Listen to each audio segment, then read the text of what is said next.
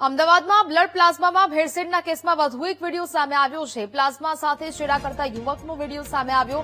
વિડીયોમાં આરોપી નકલી બ્લડ પ્લાઝમા બનાવતો જોવા મળી રહ્યો છે, જેમાં સ્લાઇન વોટર ભરીને બનાવતા હતા નકલી બ્લડ પ્લાઝમા। અમદાવાદ ક્રાઇમ એસઓજીએ નકલી બ્લડ પ્લાઝમાનો પર્દાફાશ કર્યો હતો।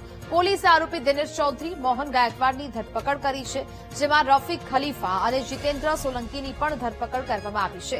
આરોપીઓ નકલી બ્લડ પ્લાઝમા બનાવીને ફાર્મા કંપનીઓને વેચતા હતા। દેશની વિવિધ બ્લડ બેંકોમાંથી આવતા પ્લાઝમાના જથ્થા સાથે ચેડા કરવામાં આવતા હતા। પ્લાઝમાની જગ્યાએ સાઇન વોટર ભરીને ફાર્મા કંપનીઓને મોકલી દેવામાં આવતા હતા।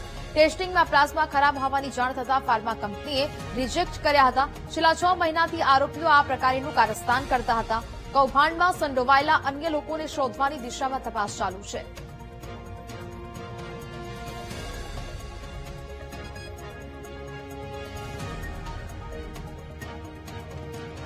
સંવાદદાતા અનિતા ફોનલાઈન પર જોડાયા છે। અનિતા, અમદાવાદમાં બ્લડ પ્લાઝમામાં ભેળસેળ કરનાર કેસમાં હવે વધુ એક વિડીયો સામે આવ્યો છે। શું કાર્યવાહી થઈ રહી છે હાલ? અમદાવાદ ગ્રામ્ય એસપી દ્વારા બ્લડ પ્લાઝમામાં જે ભેળસેળને લઈને જે રેકેટ ઝડપી પાડ્યું હતું, તેને લઈને 4 આરોપીઓની ધરપકડ કરવામાં આવી હતી। દિનેશ ચૌધરી, મોહન ગાયકવાડ, રફીક ખલીફા અને જીતેન્દ્ર સોલંકી, આ 4 આરોપીઓ દ્વારા જે નકલી બ્લડ પ્લાઝમા બનાવવાનું જે કાવતરું રચ્યું હતું, તેનો એક વિડીયો અત્યારે સામે આવ્યો છે કે તેઓ નકલી બ્લડ પ્લાઝમા બનાવતા હતા।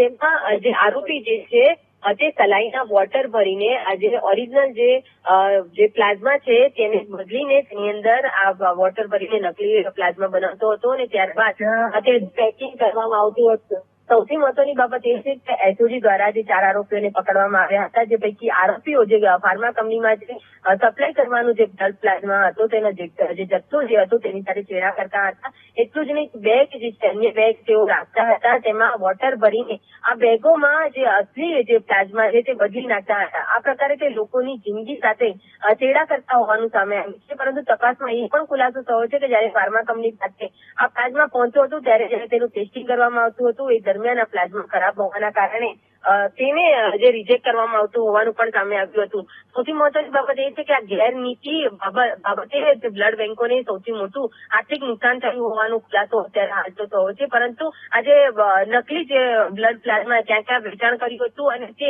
અન્ય દર્દીઓને ચડાવવામાં આવ્યું હતું, તેની જે તમામ મુદ્દે હાલ એસઓજી તપાસ કરી રહી છે। જી બિલકુલ અનિતા, જાણકારી બદલ આભાર।